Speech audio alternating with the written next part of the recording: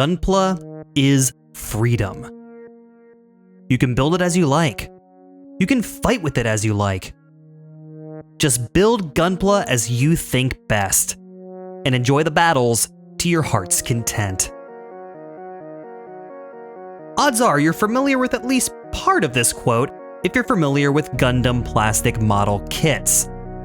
It comes from one Tatsuya Yuki, aka Meijin Kawaguchi III, a recurring character in Gundam Build Fighters, a show that exists as a celebration of the hobby of model making.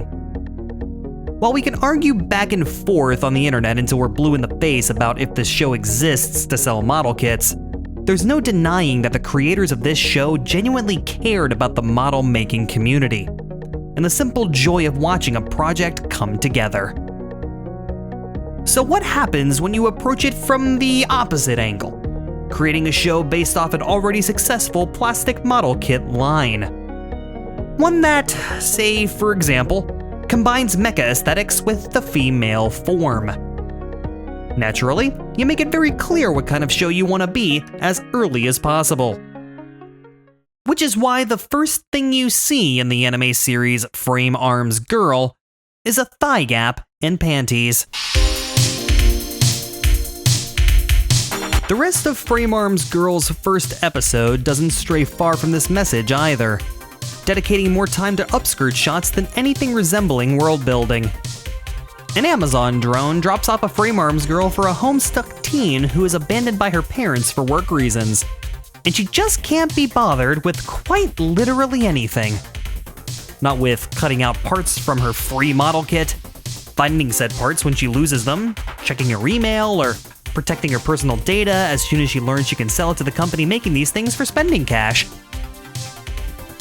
We're then systematically introduced to 3 flavors of plastic model waifu: the blank slate, the asshole, and the airhead.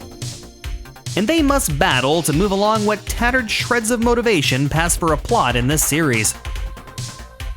I choose to believe that the series was canceled after the first episode, as that's my version of reality, and it's more appealing than living in one where 11 more episodes of this show exist.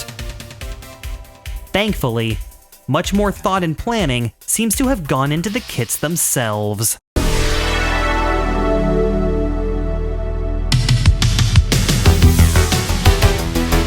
This, for example, is the Frame Arms Girl Hresvelgr Ater.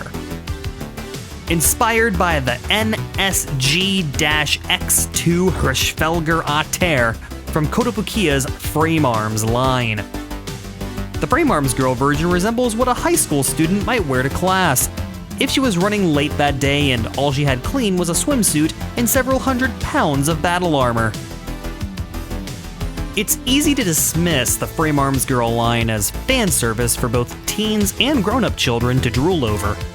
And let's not kid ourselves, that seems to be the general consensus, which is fine. Debating a moral high ground of what should and should not be a model kit is for people with far more free time than I have. Luckily, there are many other options if this aesthetic doesn't quite fit your tastes. Megami device kits also exist, and are also largely fan service. Even Gundam has several Mecha Girl kits these days thanks to Gundam Build Fighters, though they're mostly just redesigned versions of the show's female protagonists more so than anything mecha-inspired. If neither of those sound appealing to you, perhaps girls with bits of fighter jets strapped to their extremities will.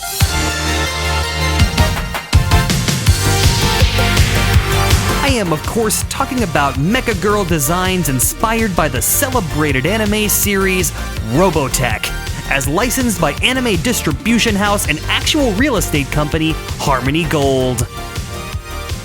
Better known as Macross overseas, where it's still somewhat a thing, the series debuted in 1982, with its most recent show, Macross Delta, premiering in 2015. Macross follows the exploits of the pilots of transforming jet planes called variable fighters. Through some fancy mechanical space wizardry called over-technology, the planes shapeshift into different modes as the pilot sees fit. It isn't mentioned, however, if this technology allows a variable fighter to manifest a cute anime girl who then uses its engines as knee-high boots and straps its wings on her back. This doesn't seem to have stopped Aoshima Bunka Kyozai Company Limited from creating this. The variable fighter girl BF-31J Siegfried. It features a much more straightforward design than the Hresvelgr, and is presented more as an armored suit controlled by the character within, especially in this configuration. For example, both the character's arms and the arms of the mecha are separate entities, and her legs fit snugly into the open jet thrusters. Of the two, the Siegfried is easily the more practical, as these things go, of course. But with them both retailing for about $65, which anime warrior princess is worth your cash? Or perhaps more importantly, is least likely to raise questions from your grandmother when she comes to visit? If nothing else, you have to praise the Framearms Girl line for their unique, elaborate designs. So much so, in fact, that I find them surprisingly difficult to describe to non-anime fans without sounding creepy. And the more suggestive nature of certain kits in the line aren't doing them any favors. For example, several kits in the line come with, and there's no two ways about this, a set of water slide panty decals for the kit's nether regions. Because of things like this, I've always felt like I need to be very selective when talking about these things. I can attest to that, having rewritten the last paragraph of this script about 4 times before I settle on a version that doesn't make me feel dirty. Thankfully, the Hresvelgr Ater is one of the more tasteful Framearms Girl designs, as such.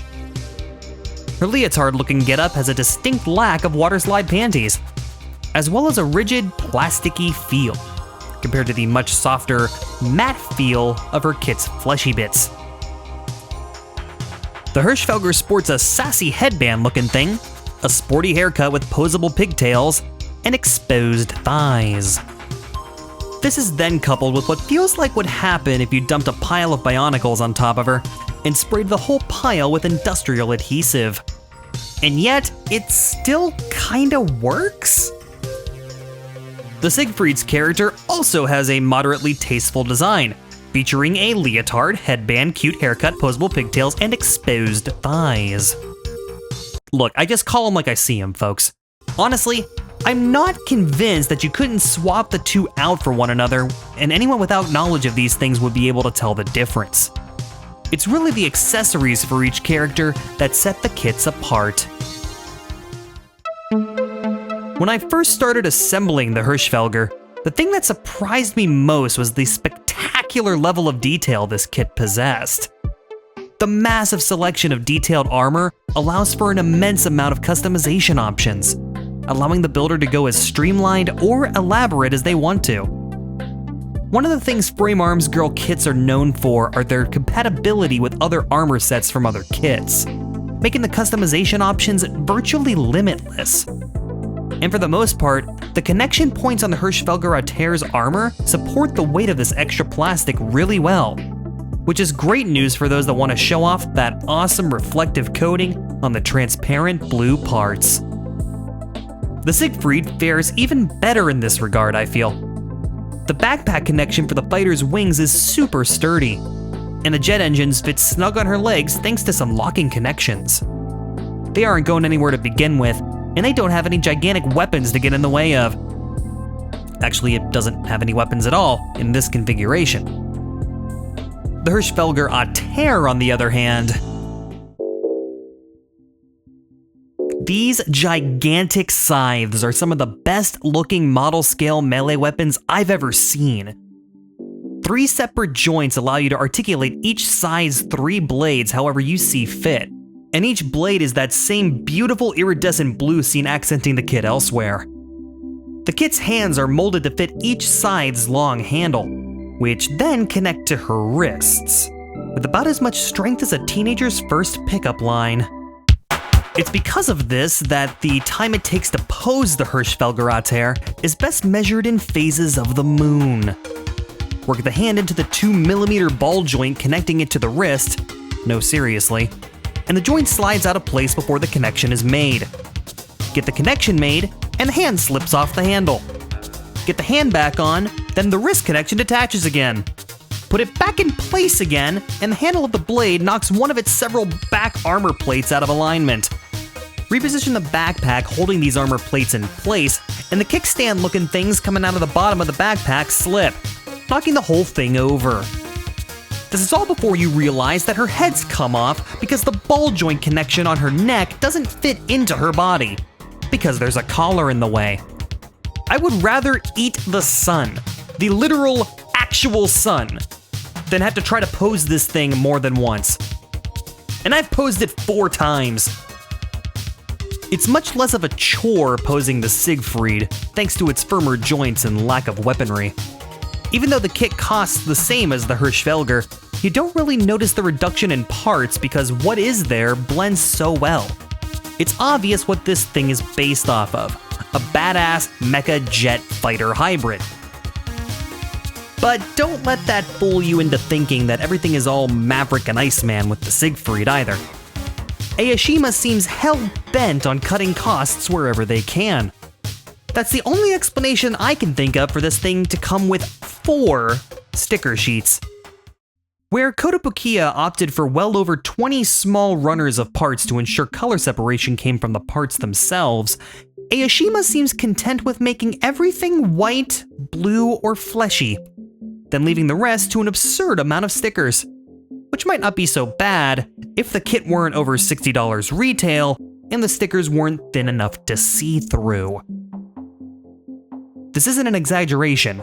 The color underneath seeps through the stickers and becomes noticeable when the smallest air bubble gets caught underneath, raising the sticker and causing discoloration. And the adhesive Aoshima used on the stickers is about as effective as trying to mount your car to the side of your house with nothing but glue sticks. You will need to use an additional decal setter to get this stuff to stay down, as long as you haven't ripped them first trying to reposition them before sticking them in place. These make the real grade stickers used on the perfect grade Exia look like the hand-painted pinstripes on a Rolls Royce. My sloppy paint job to replace the god-awful white sticker meant for the Siegfried's abdomen notwithstanding. Both kits are fine in their own right. The Hresvelgr and the Siegfried are really at their best though when viewed from a couple feet away. Once you start looking at them up close or live with them for some time, you start to agonize over these small details and wish that just a little more effort went into the shelf presence of these kits. Which, in truth, was not what I expected to be the impressions these kits would leave me with when I started. I really thought that what would stick with me after the build was the cringe factor of spending hours assembling and dressing up an anime waifu in plastic armor, but no. You build a kit like this acutely aware of the fact that you're assembling a tiny human and putting armor bits on her, rather than a giant robot. The whole process can feel a bit weird given their fan-servicey reputation, but during assembly, the builds are very satisfying. Displaying them in a way that can be seen at any waking hour of the day is where they begin to lose their luster. And yet, I find myself at the end of this video wondering if that's really a bad thing after all. You can build it as you like, says Meijin Kawaguchi III. And really, the act of building these things was far more enjoyable than I anticipated. And I noticed something when shooting this video that I hadn't expected at all.